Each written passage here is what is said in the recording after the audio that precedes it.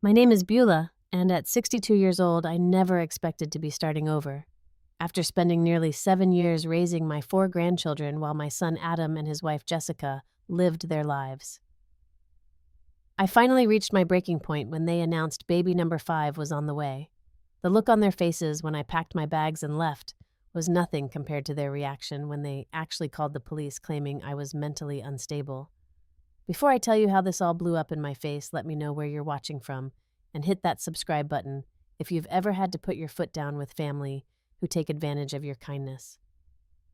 When I retired from teaching elementary school after 35 years, I had such wonderful plans. My late husband, Gerald, and I had always dreamed of traveling across the country in an RV visiting national parks and stopping at quirky roadside attractions along the way. We had our route all mapped out, starting with the Grand Canyon and working our way up to Yellowstone. But Gerald was diagnosed with aggressive pancreatic cancer just 2 years before my retirement, and he passed away before we could take that trip. I still keep our handwritten travel itinerary in my bedside drawer. Adjusting to life without Gerald was hard. We'd been married for 40 years, high school sweethearts who grew up together in the same small Arizona town. The silence in our modest 3-bedroom ranch house was sometimes unbearable. To keep busy, I joined a book club, took up watercolor painting, and volunteered at my former elementary school once a week. I was slowly building a new life for myself, one that honored Gerald's memory, while allowing me to move forward. My son Adam was my only child. We'd struggled with infertility for years before he came along, our miracle baby. He was always strong-willed, even as a child, but we were close. After Gerald died, Adam would stop by every Sunday for dinner, keeping up the tradition his father had started. He worked in software sales and was doing well for himself. I was proud of the man he'd become. Then, Jessica entered the picture. She was 26 when they met, 15 years younger than Adam. Beautiful with long blonde hair and a bubbly personality that could light up a room. She worked in real estate and had a knack for selling luxury properties. They met at a networking event, and according to Adam, it was love at first sight. I tried to be supportive, but I had my reservations. Their relationship moved at lightning speed. Within 6 months, Adam proposed, and they were married in a lavish ceremony at a vineyard outside Sedona. Jessica's parents spared no expense, though I later learned they'd put most of it on credit cards. That should have been my first warning sign about their approach to financial responsibility. Less than a year after the wedding, Connor was born. A beautiful baby boy with Adam's dark hair and Jessica's bright blue eyes. I was overjoyed to be a grandmother. When Jessica asked if I could babysit occasionally so they could have date nights, I happily agreed. What grandmother wouldn't want to spend time with her precious grandson? Those occasional babysitting requests quickly became a regular Friday night commitment. Then, they added Wednesday evenings for their work networking events. I didn't mind at first. Connor was an easy baby, and I treasured our time together. Then, the twins arrived. Lily and Luna, identical girls with strawberry blonde curls and mischievous smiles. Suddenly, my babysitting duties expanded dramatically. Jessica's maternity leave was only 6 weeks before she was absolutely needed back at the office, and daycare for 3 children under 3 was just too expensive. I found myself watching the kids 3 days a week, then 4, then 5.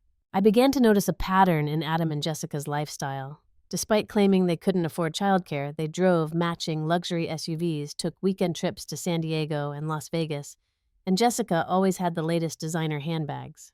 Their house in a gated community was showcase-ready with professional landscaping and a backyard pool. Meanwhile, I was dipping into my retirement savings to help buy diapers, formula, and clothes for the children when Adam and Jessica were a little short this month. When Ethan was born 2 years ago, I was already watching his older siblings nearly full-time. Jessica had a difficult recovery from her C-section, and I moved in temporarily to help. That temporary arrangement lasted 3 months. By the time I returned to my own home, I was exhausted, my social connections had withered, and my watercolor classes were a distant memory. The shift from occasional helper to full-time unpaid nanny happened so gradually that I hardly noticed it happening. Each new request seemed reasonable on its own. Each new responsibility was framed as temporary. But looking back, I can see how skillfully I was maneuvered into giving up my retirement to raise my grandchildren while their parents built their careers and enjoyed their social lives. Despite my growing resentment, I kept helping. I loved those children fiercely, and I worried about what would happen to them if I wasn't there. Would they get proper meals? Would anyone help Connor with his reading struggles? Would the twins have their hair brushed and neatly braided the way they liked it?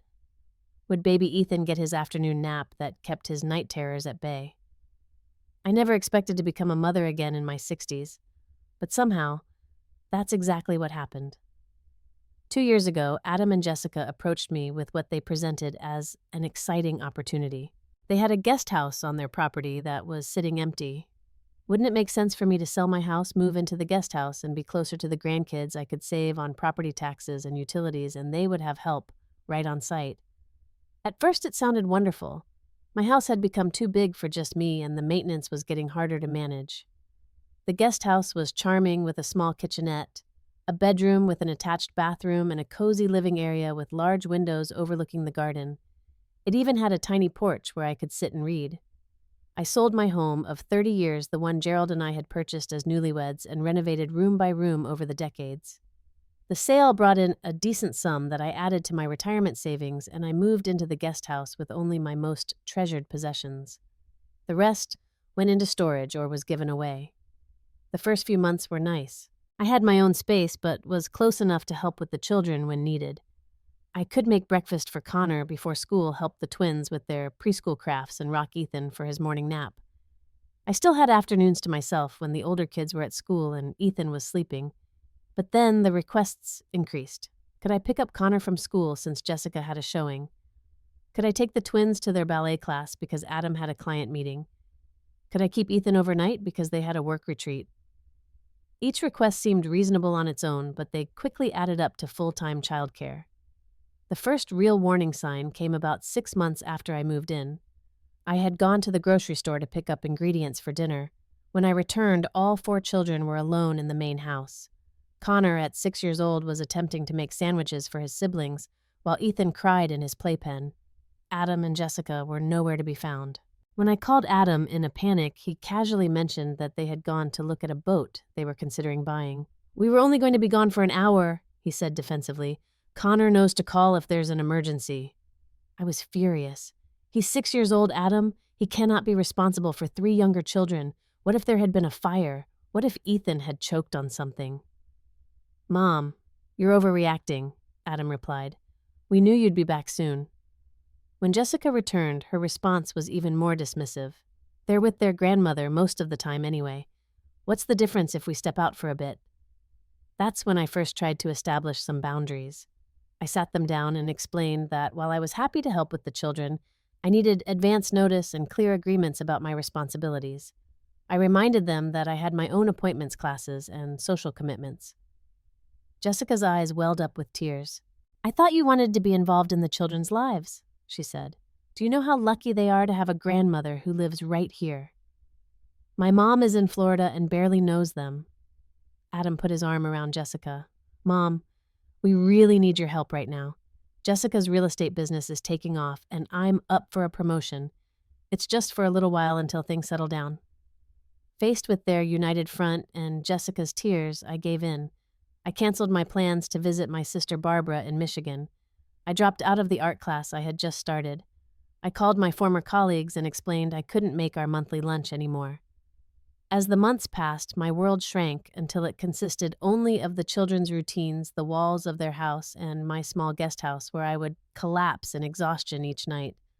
I loved my grandchildren deeply, but I was losing myself in the process of raising them. My days started at 5:30 in the morning. I would wake up, shower quickly, and walk from the guest house to the main house before 6.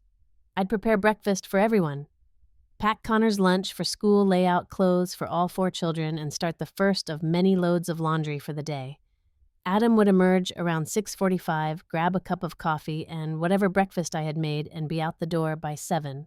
Jessica usually appeared around 7, spent 20 minutes getting ready while I dressed the children, then left by 7:30, often forgetting to say goodbye to anyone, including her kids. I'd drive Connor to school by 8 with the twins and Ethan in tow. Then it was off to preschool for the twins 3 days a week. On the other days, I'd take them to the library or the park. Ethan was with me constantly, his nap schedule dictating our activities. By the time I picked Connor up from school at 3, my back was already aching. Years of bending over small desks as a teacher had given me chronic pain, and carrying a 30-pound toddler didn't help. But there was no time to rest. Afternoons were filled with Connor's homework, the twins' dance classes or play dates, and preparing dinner. Adam and Jessica rarely arrived home before 8 in the evening. They would briefly interact with the children who were already bathed and in pajamas, then often head out again for dinner with friends or clients. On the rare evenings they stayed home, they were glued to their phones or laptops. The physical toll was significant. I developed insomnia from stress, my blood pressure rose, and my doctor expressed concern about my weight loss and exhaustion. But the emotional toll was even worse. I felt invisible, unappreciated, taken for granted. What hurt the most were the casual comments that revealed how Adam and Jessica truly viewed my role. Like when Jessica told her friend on the phone, "We don't need to worry about childcare. Beulah has it covered. It's not like she has anything else to do." Or when Adam brushed off my request for a weekend to myself with, "Mom, you know the kids' routines better than we do. It would be too disruptive for them if you left." Then there was the financial aspect. While I wasn't paying rent for the guest house, I found myself constantly covering expenses for the children. New shoes when Connor outgrew his old ones, art supplies for the twins' school projects, diapers when they forgot to buy them, special lactose-free formula for Ethan's sensitive stomach. I was spending hundreds each month from my fixed income while Adam and Jessica took lavish vacations and bought expensive toys for themselves. Whenever I tried to discuss fair compensation for my time, they deflected.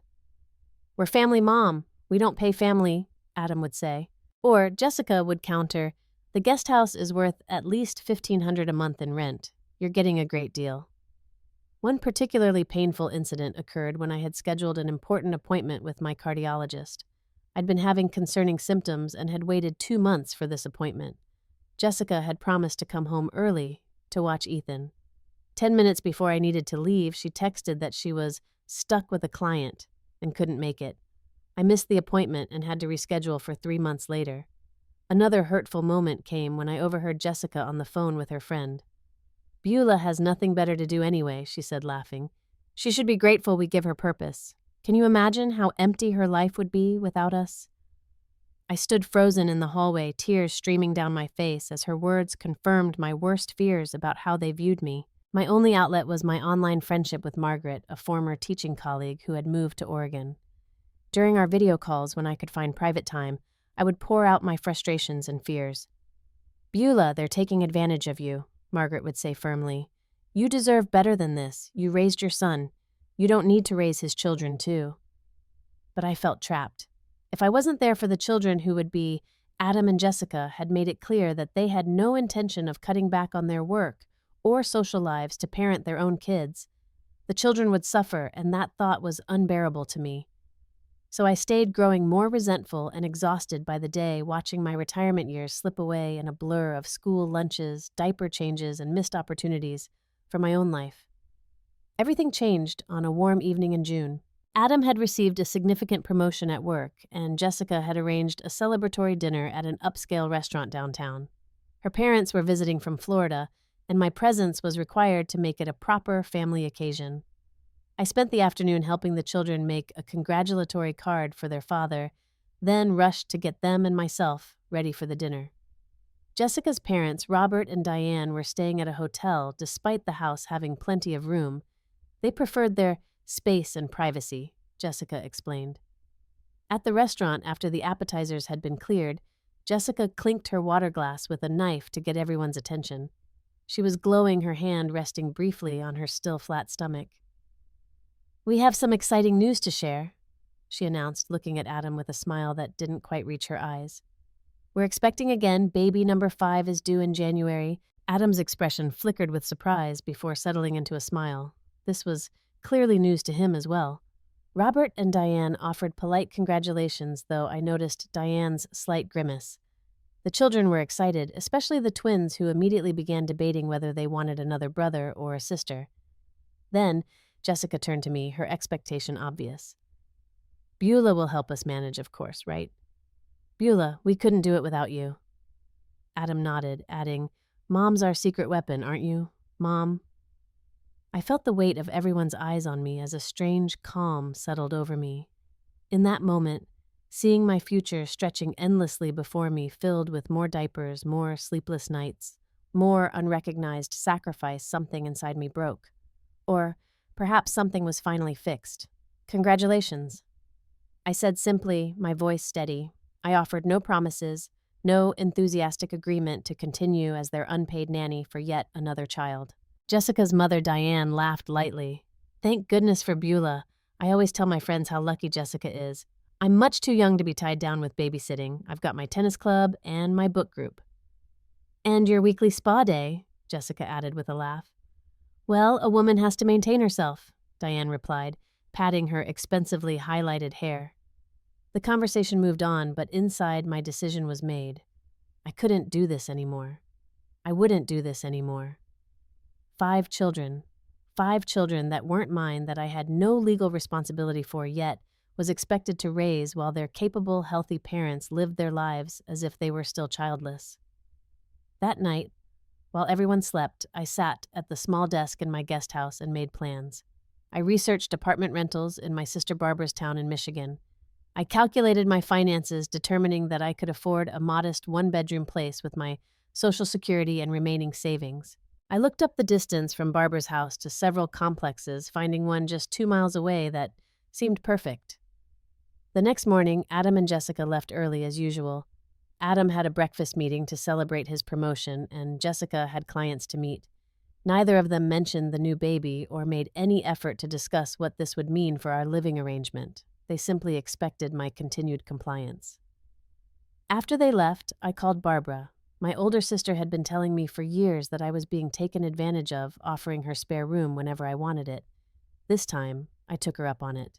It's about time, Barbara said when I explained my plan. The spare room is yours for as long as you need it. I'll make up the bed today. Next, I called my neighbor Susan, another retired teacher who lived 3 doors down. She had often expressed concern about my situation and had offered to help with the children several times. Susan, I need a huge favor, I began. I need to leave town for a family emergency. Could you pick up Connor from school today and watch all the kids until Adam and Jessica get home? I'll leave detailed instructions about their routines. Susan agreed immediately. Beulah, are you okay? This sounds serious. I'm finally going to be okay, I told her, but I need to do this. While Ethan took his morning nap and the other children were at school, I packed 2 suitcases with my essential belongings: clothes, toiletries, medications, photo albums, and a few cherished mementos. The rest would have to wait. I wrote a detailed letter explaining my decision, making it clear that I had arranged safe childcare for that day. I included Susan's contact information and detailed notes about each child's needs, schedules, and preferences. I explained that I needed time away to think and would be in touch when I was ready. I was firm but not cruel, making it clear that this was about my needs, not a rejection of the children I loved. At 1 o'clock, I placed the letter on the kitchen counter, gathered my suitcases, and took one last look around the guest house that had been my cage for the past 2 years. Then, I got in my car and drove away, a mix of guilt, relief, and anxiety swirling inside me. The 6-hour drive to Michigan gave me time to process my feelings. I cried for the first 100 miles, questioning my decision. Was I abandoning the children? Was I being selfish? But as the miles passed, my resolve strengthened. I wasn't abandoning anyone. Their parents were fully capable of caring for them or arranging and paying for proper childcare. I deserved to live my own life. I had already raised my child. When I arrived at Barbara's cozy Victorian house in Grand Rapids, her porch light was on and she was waiting for me with open arms. For the first time in years, I felt like I had come home. The aftermath was immediate and intense. By the time I reached Barbara's house, my phone was filled with missed calls and increasingly frantic text messages from both Adam and Jessica. The first texts were confused. Mom, where are you? Susan said you had a family emergency. Then came anger. You can't just leave without talking to us first. The kids are upset and confused. Finally, there were threats. If you don't call us back immediately, we're going to have to take action. This is completely irresponsible. I sent a brief text that evening. I'm safe. I needed time away. The children are in good hands with you, their parents. I'll be in touch when I'm ready to talk." This unleashed a flood of accusatory messages. "Adam, you can't just abandon your responsibilities like this." "Jessica, how could you do this to the children? They're devastated. Ethan won't stop crying for you." I maintained calm but firm responses. "I have no legal responsibilities to fulfill. I've been helping out of love, but I need time for myself now. And the children have two capable parents who love them. This is a good opportunity for you to bond with them." Susan called me the next morning with an update. "They were absolutely livid when they came to pick up the kids," she reported. "Jessica was crying and saying how betrayed she felt. Adam was pacing and making calls. They barely thanked me for watching the children." "Did the kids seem okay?" I asked, my heart aching for them. They were confused, of course, especially Connor, but I explained that Grandma needed a little vacation and would talk to them soon. They seemed to accept that. "They're resilient, Beulah. More resilient than their parents, apparently."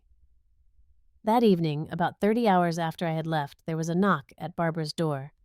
When she opened it, a police officer stood on the porch. "Are you Barbara Wilson?" he asked. When she confirmed, he continued, "I'm looking for Beulah Anderson. We received a report of concern for her welfare from her family in Arizona." Barbara invited him in, and I came out from the kitchen where I'd been helping prepare dinner.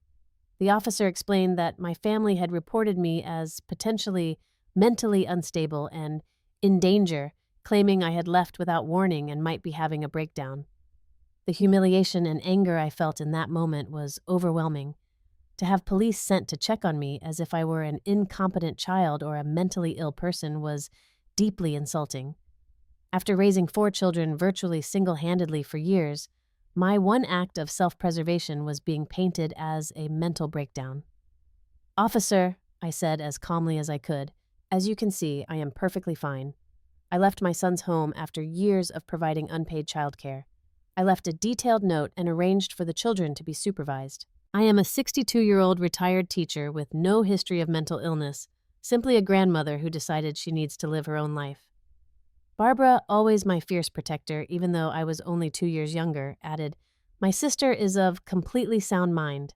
What her family is doing is manipulative and dishonest." The officer, a kind-faced man in his 50s, seemed to understand the situation quickly. "Ma'am, I'm required to follow up on welfare concerns, but I can see you're fine. Would you mind if I report back that I've seen you, you're well, and this appears to be a family disagreement rather than a safety issue?" "Please do," I replied, "and thank you for your understanding." After he left, Barbara showed me Jessica's Facebook page on her computer. Jessica had posted a tearful update about how Connor, Lily, Luna, and baby Ethan's beloved grandmother has left without warning, and how they were praying for her safe return and concerned about her state of mind. The post had dozens of sympathetic comments, many painting me as selfish or mentally unstable. Several of my own friends called, having seen Jessica's posts or heard from Adam. Most were supportive once they heard my side, but a few expressed disappointment that I had abandoned those poor children. The pressure to return was immense, but something had changed in me. I consulted with Barbara's friend Rachel, an attorney who confirmed what I already knew. I had no legal obligation to provide childcare for my grandchildren. My son and his wife had no claim on my time, my home, or my life. This knowledge gave me strength. That night in Barbara's comfortable guest room, I slept peacefully for the first time in years. As morning light filtered through unfamiliar curtains, I realized I wasn't going back to the same situation. Ever. My first week at Barbara's was a revelation. Without the constant demands of childcare, I rediscovered simple pleasures. Reading an entire book in one afternoon, taking a long walk without checking my watch, enjoying a leisurely coffee without interruption. My body began to recover from years of physical strain, and my mind felt clearer than it had in ages. Barbara introduced me to her friends, took me to her favorite restaurants, and showed me around her charming neighborhood. We stayed up late talking just as we had as girls, and I felt pieces of myself returning that I thought were lost forever. After a few days of exploring the area, I found a senior apartment complex just 2 miles from Barbara's house. The building was well maintained with a community garden and a small library in the common area. The one-bedroom apartment was within my budget, especially now that I wasn't spending my money on my grandchildren's needs. I put down a deposit that day, planning to move in at the beginning of the next month. A week after my departure, Adam called. His voice was different, less demanding and more subdued. "Mom," he began, "we need to talk about what happened." "I'm listening," I replied, keeping my voice neutral. He sighed heavily. "Things have been really hard here. We've had to hire a nanny, and it's incredibly expensive. Jessica's had to cut back her showings to be home more. I've had to take time off work. We didn't realize—" His voice trailed off. "You didn't realize how much work is involved in raising 4 children." I finished for him. "Or you didn't realize how much you were asking of me." "Both, I guess," he admitted. "The kids miss you terribly. Connor keeps asking when you're coming home." The mention of my grandchildren made my heart ache, but I stayed firm. "Adam, I miss them too, but I'm not coming back to be your unpaid nanny. I love being their grandmother, but that's different from being their primary caregiver." "Jessica feels terrible about everything," Adam continued. "She wanted me to tell you she's sorry if she ever made you feel unappreciated." The careful wording told me everything. Jessica wasn't sorry for her actions, only for the consequences. If she had made me feel unappreciated, not acknowledging that she had actually done so. I appreciate that I said not wanting to escalate tensions, but my decision is made. I'm getting an apartment here in Michigan. I need to live my own life now. "What?" Adam sounded genuinely shocked. "You're not coming back at all, but what about your things? What about the guest house?" "I'll arrange to have my belongings shipped or stored. As for the guest house, it was never really mine, was it? Just a convenient way to have me available 24/7 for childcare." "That's not fair, Mom," Adam protested, but weakly. "What's not fair is expecting me to give up my retirement to raise your children while you and Jessica live as if you don't have any," I replied, surprising myself with my directness. There was a long silence before Adam spoke again. "What about the new baby? Jessica's really going to need help." "Have you spoken to Jessica's parents about helping?" I asked, knowing the answer. "They say they're too busy with their own lives," Adam admitted, "and we can't afford full-time childcare for 5 kids. Then perhaps you should reconsider having a 5th child," I said gently. "Children need their parents, Adam, not a grandmother who's been pressured into servitude." The conversation ended with Adam still hoping I would change my mind, but I had made my decision. 2 days later, Jessica called clearly at Adam's insistence. Her apology was stilted and insincere, focused more on how difficult things were for her without my help than on how she had treated me. "We're having to completely rearrange our lives," she complained. "The nanny wants benefits and time off. She won't even stay overnight when we have events." "That's what employees expect," I pointed out. "Reasonable working conditions and fair compensation." "But your family," Jessica countered. "It's different." "Yes, it is different," I agreed. "Families should treat each other with even more respect and appreciation, not less." As I settled into my new life in Michigan, Adam and Jessica faced the reality of raising their children without my constant support. They had to adjust their work schedules, cut back on social engagements, and deal with the significant expense of proper childcare. Jessica's parents continued to refuse regular babysitting duties, citing their busy social calendar. By the time I moved into my new apartment, Adam and Jessica had come to realize that I was serious about my decision.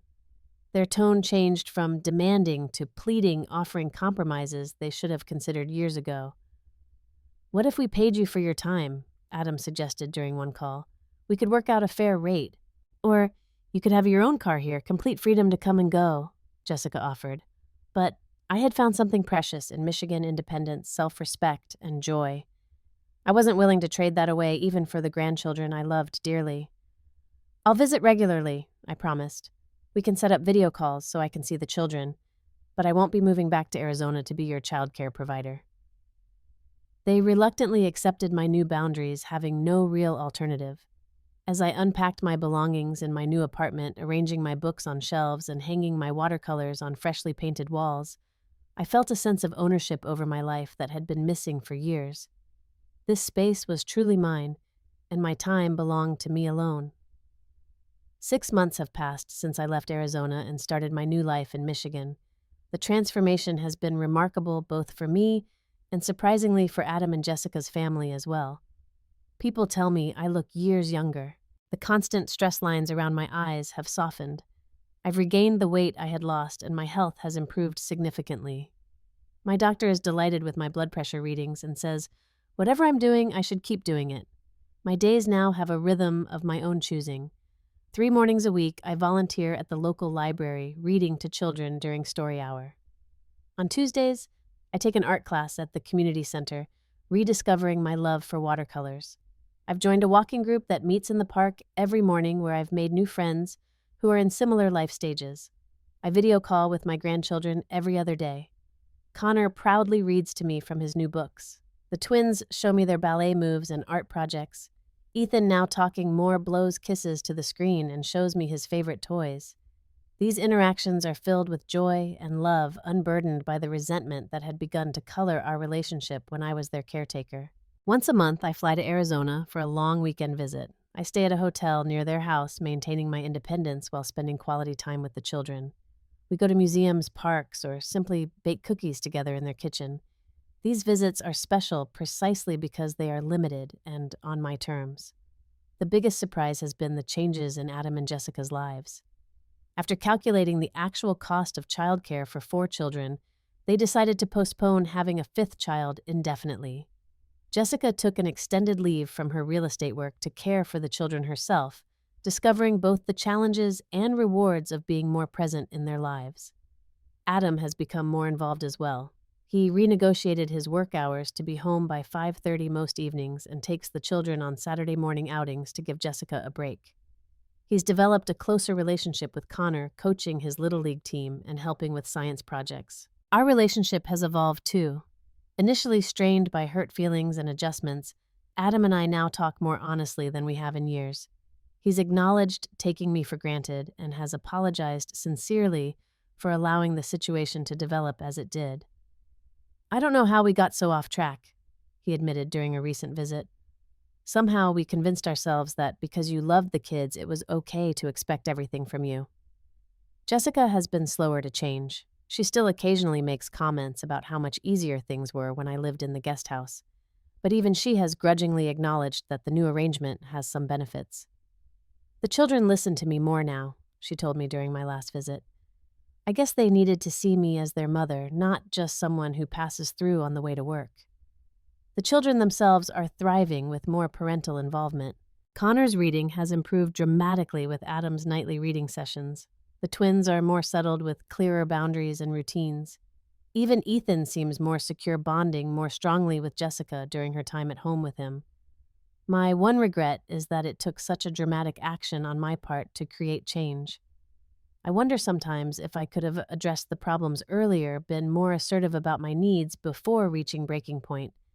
But perhaps the clean break was necessary for everyone to reassess and grow. The lesson I've learned through all of this is that love doesn't mean sacrificing yourself completely. In fact, setting healthy boundaries is an act of love both for yourself and for others. By refusing to enable Adam and Jessica's hands-off parenting, I actually helped them become more engaged with their children. By reclaiming my own life, I became a happier, more present grandmother during the time I do spend with my grandchildren. Sometimes walking away is the most loving thing you can do for yourself and everyone else. Not permanently, not cruelly, but firmly enough to reset unhealthy patterns and expectations. Have you ever had to set difficult boundaries with family members who took advantage of your kindness? I'd love to hear your stories in the comments section below. If my experience resonated with you, please hit the like button and subscribe to the channel for more stories about finding courage in difficult family situations. And if you know someone who might be struggling with similar challenges, please share this video with them. Remember, it's never too late to reclaim your life and your joy. Thank you for listening to my story.